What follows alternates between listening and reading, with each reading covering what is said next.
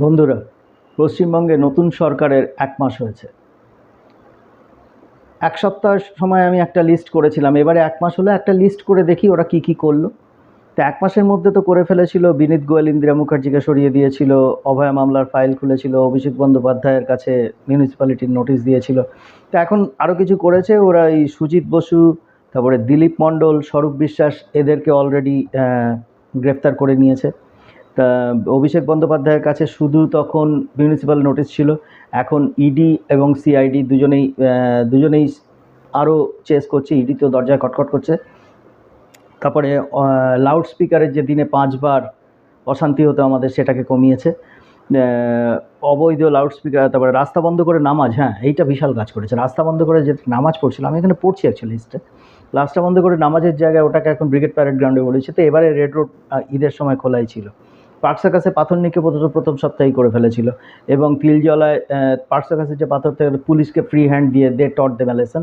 তিলজলায় একটা unlawful construction ছিল, সেটাকে ভেঙে নামিয়ে দিয়েছিল।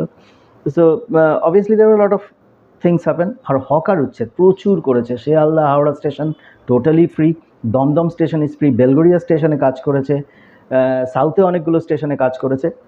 রেজিস্ট্যান্স থাকলেও they are doing their job, which is the best thing actually. আর এবারে যদি আমরা অন্য দিকটা দেখি যে কী করলো অন দ্য ইন্ডাস্ট্রি সাইড, কী লেভেলের ইনভেস্টমেন্ট আনলো। 15,000 কোটি টাকা ইনভেস্টমেন্ট আসছে আমুল আর আদানি মিলিয়ে। এই দুটো বিরাট ইনভেস্টমেন্ট, প্লাস টাটা আসছে back in Singur.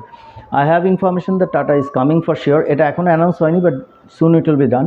Tata is coming to Singur, and they are coming with a big plan of building the electrical buses in Singur factory for the entire country, which is a big thing, and later on it will go into export as well. কারণ টাটাকে আমরা যতদূর চিনি ওরা শুধু দেশেই বেচবে না, ওরা তো তাহলে এক্সপোর্টও করবে। And Singur is becoming the hub for electrical commercial vehicles, buses, the ছোটো ট্রান্সপোর্ট ভেহিকল যেগুলো থাকে সেগুলো সব electrical, and that is coming to their. Now coming on to other few things, for example, what is happening with the Bangladeshi illegal nationals who are living in this country?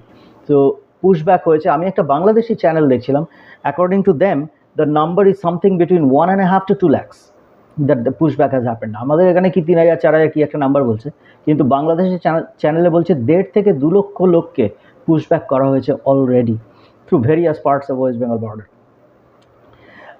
On the industry side, there is another huge development is a deep sea port, যেটা আগে তাজপুরে হওয়ার কথা ছিল। Tajpur was not feasible, তো তাজপুর থেকে সরিয়ে নিয়ে গেছে এখন নতুন জায়গায়, সেখানে এখনও কাজ মানে পুরোপুরি ক্লিয়ারেন্স আসেনি, but that is another huge development on that front. Now coming to the railways, যেটা আজকে হয়েছে।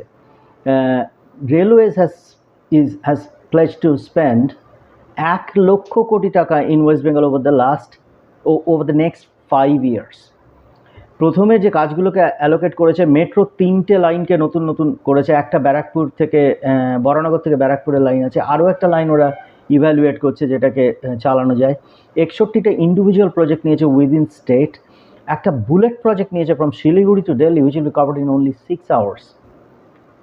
Incredible development which ever way it is going. তারপরে তো শওকত মোল্লা অ্যারেস্ট হয়েছে আজকে।